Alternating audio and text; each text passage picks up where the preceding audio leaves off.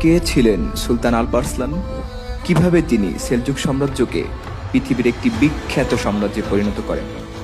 পর্যালোচনার এই পর্যায়ে আপনাদেরকে জানাবো সেলজুক সাম্রাজ্যের সুলতান আলপ আরসালানের ইতিহাস। সুলতান আলপ আরসালান ছিলেন সেলজুকদের প্রথম স্বাধীন সুলতান। তার প্রকৃত নাম মোহাম্মদ ইবনে দাউদ চাগরিবে। তিনি সামরিক দক্ষতা, বীরত্ব ও লড়াইয়ে পারদর্শিতার জন্য আলপ আরসলান উপাধি লাভ করেন।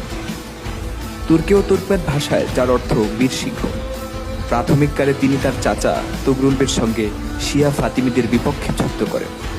পরবর্তীতে 1059 খ্রিস্টাব্দে তার বাবা চাগরিবে ইন্তেকাল করলে তিনি খোরাসানের শাসক হিসেবে নিযুক্ত হন।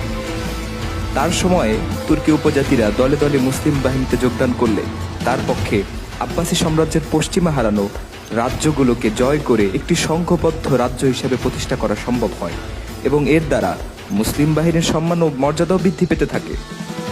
1063 খ্রিস্টাব্দে সেলজুক সাম্রাজ্যের স্থপতি সুলতান তুগরুলবে ইন্তেকাল করলে তার নিজ ভ্রাতুষ্পুত্র আলপ আরসালান সেলজুকদের সুলতান হন। এরপরে তিনি ইবনে আলী আত-তুসিকে সেলজুকদের প্রধানমন্ত্রী ও নিজামুল মুলক হিসাবে নিযুক্ত করেন। এই ইবনে আলী আত-তুসি হচ্ছেন বিখ্যাত সেই নিজামুল মুলক, যিনি তার জ্ঞান, বিজ্ঞান ও সামরিক দক্ষতার জন্য আজও বিখ্যাত হয়ে আছেন।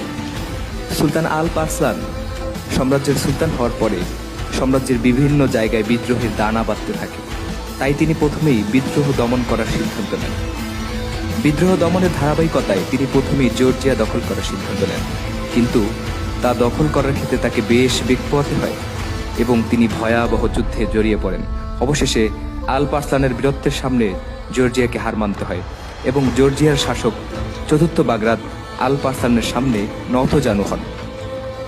1067 খ্রিস্টাব্দে পশ্চিম বাইজেন্টাইন সম্রাট দশম কনস্টান্টিনের মৃত্যুর পর তার স্ত্রী এরদোকিয়া ক্ষমতার আসনে বসেন।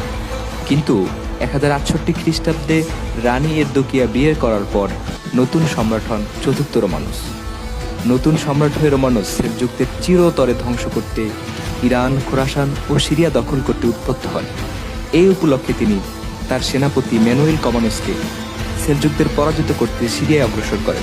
এই যুদ্ধে বাইজেন্টাইন বাহিনী জয়লাভ করে, ফলে তারা সিরিয়ায় গণহত্যা সহ ধ্বংসযজ্ঞ চালিয়ে মসজিদগুলোকে বিনাশ করে ফেলে।